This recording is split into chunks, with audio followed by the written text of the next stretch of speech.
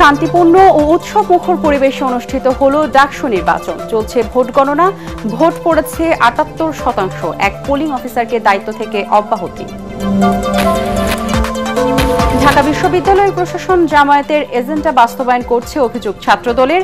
Vote গ্রহণ স্বচ্ছ হয়েছে দাবি উপাচার্যের। ফল পরিবর্তনের চেষ্টা প্রতিহত করা হবে আবিদ।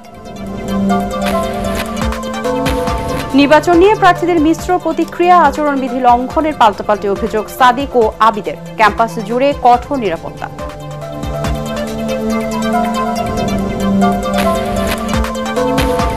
জেনজির বিক্ষোভের মুখে নেপালের প্রধানমন্ত্রী কেপি শর্মার পদত্যাগ। সব ফ্লাইট বাতিল। বাসভবন থেকে সরিয়ে নেওয়া হলো মন্ত্রীদের। দেশটির নিরাপত্তায় দায়িত্বে সেনাবাহিনী। ডাকসু নির্বাচনের সার্বিক পরিবেশ নিয়ে সন্তুষ্ট বিএনপি। বর্তমান আইন শৃঙ্খলা পরিস্থিতিতে দেশে সুষ্ঠু ভোট সম্ভব, দাবি স্বরাষ্ট্র উপদেষ্টার।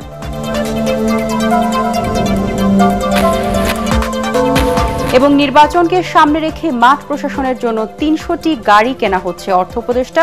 ২২টি দুর্বল ব্যাংক একীভূত করার কাজ করছে বাংলাদেশ ব্যাংক।